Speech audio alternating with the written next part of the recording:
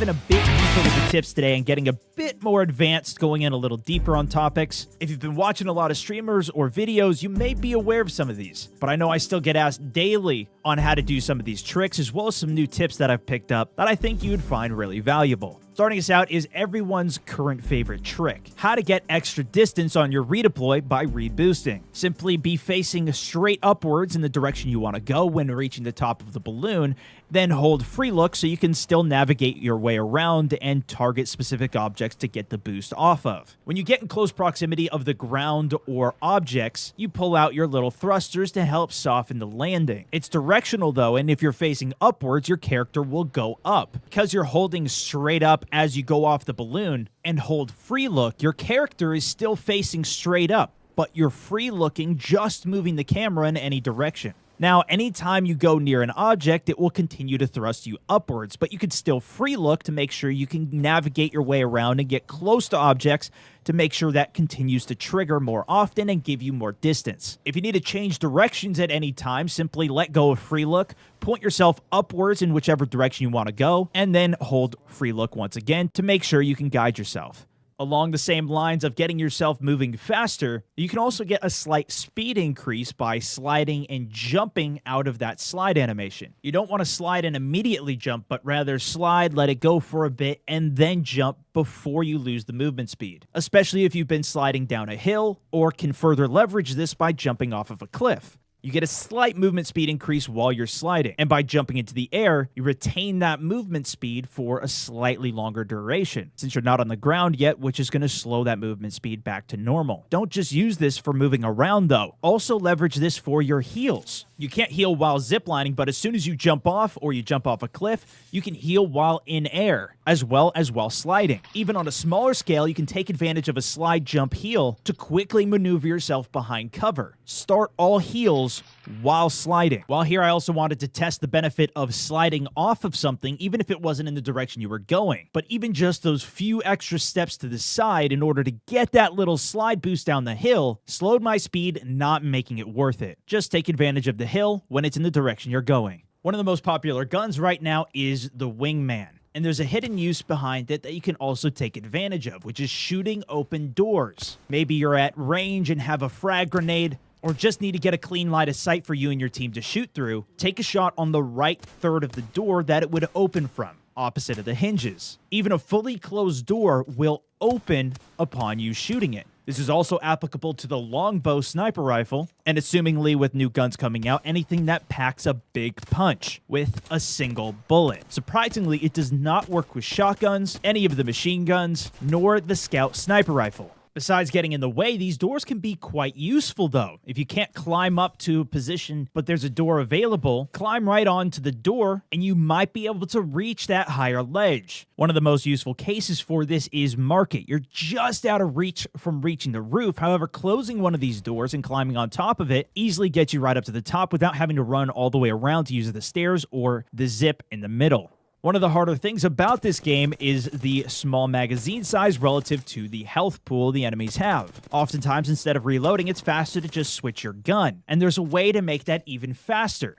After switching guns, crouch, and you can start shooting even sooner as it cancels the rest of the animation pulling the gun out. This will work with the toggle crouch, which will leave you in the crouch position and is not quite as ideal, but it also works with the push to hold crouch button, which you can bind to a separate key that you can throw in when you need to use this. In the control, I held down left click the entire time, switched weapons, and it automatically started shooting when it was ready. In the crouch switch, as soon as I hit to switch weapons, immediately after I press crouch, which immediately brings the guns out and cancels the rest of the animation. I think with practice, this can get even better and is far superior to having to reload.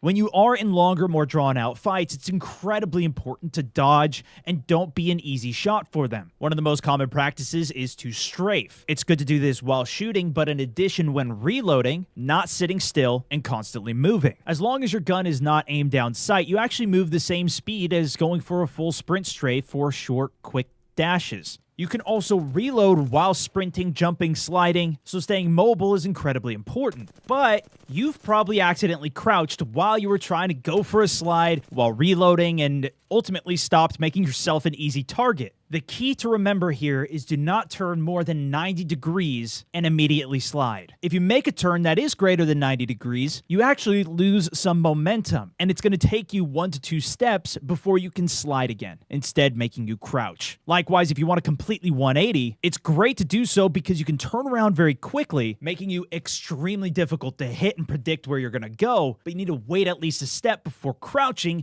in order to get a slide. As you see me doing here, though, you could still turn to a 45-degree angle and get a slide in, giving you that slide movement increase, quickly changing direction and making yourself harder to hit. Some legends are just easier to hit in general, though, and those are the ones you should focus. In a team fight or almost any situation, the less enemies you have against you, the better. So an early knockout is key. Looking for enemy Gibraltars, Caustics, or Pathfinders are going to be easier to kill than somebody like Wraith or Bangalore. Gibraltar and these bigger characters not only are much taller, but also wider enemies, with also wider hitboxes. And on top of that, it doesn't matter if you hit them in the arm, the hand, or dead center torso, it does the same damage. The only caveat being the feet and legs do less damage if you hit those. On top of that, if you focus fire as a team a specific enemy, they will melt incredibly fast. This game was designed around team play, and as such, the time to kill has been adjusted for that as well. Calling out who you're focusing with your team could make it so you get an instant drop on their Gibraltar, making it now a 3v2 fight, and putting them on the defensive. Especially if you're engaging from very far away or with a sniper rifle, taking shots at a Bangalore increases her movement speed, making her even harder to hit if you miss the first shot.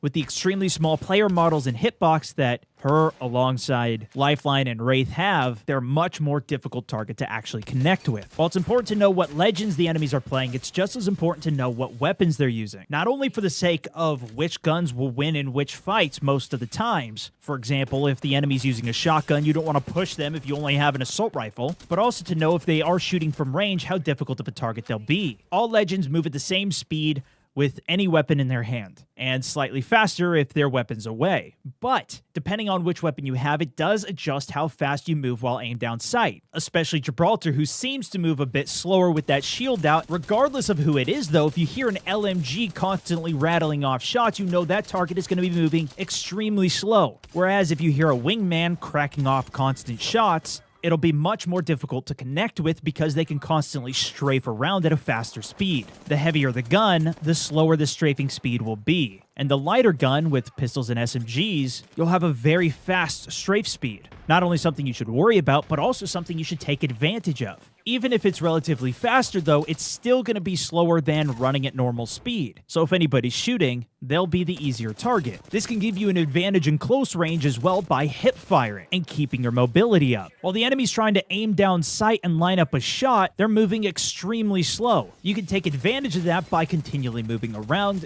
jumping, and changing position to get the drop on them. It's always going to be situational, but hopefully this is a good place to help get you started. Those are really the key points that I wanted to get across today, but there were a few other points that I wanted to at least talk about that were mentioned in the comments, as well as have been brought up during my chat. One of those being the wall peek. If you let go forward as you're climbing up a wall, you can actually hold on to it and peek over. While this definitely is a really cool trick, you're also leaving your character completely still. So if anybody has a sniper, you're going to be the easiest headshot in the world if they do see you from the other side of the wall, as well as a completely sitting target for anybody who might flank you behind the wall. You also can't shoot from this position, so it's really just designed to grab some intel. And I haven't found any great use for this yet. Another honorable mention goes to blocking the doorway. Especially early on in this game, this actually is quite a viable tip. That being, if you get knocked out or you're using Caustic even, you can throw down a trap or body block yourself behind a closed door so that it cannot be opened.